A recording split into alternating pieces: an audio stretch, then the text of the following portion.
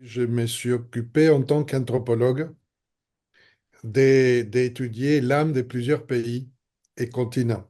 Et la France m'a interpellé énormément puisque c'est mon pays d'accueil. Je suis né à Buenos Aires et je suis en France depuis plus de 50 ans. Donc j'ai fait toute ma carrière et ma vie ici. J'ai pu détecter quatre composants de l'âme de la France.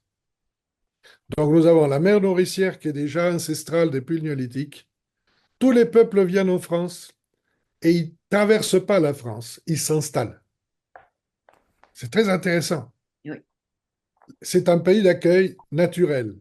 La dimension politique, l'âme de la France est très politique. C'est pour ça que par rapport à la géopolitique, c'est un point important. C'est probablement le pays politique, et pas politicien, politique, et les plus forts de toute l'Europe. Parce qu'il ne faut pas oublier que le premier État-nation réel est la France. Et c'est une âme guerrière. Les Français, c'est pas la guerre en tant que telle, je dis guerrière, pas militaire.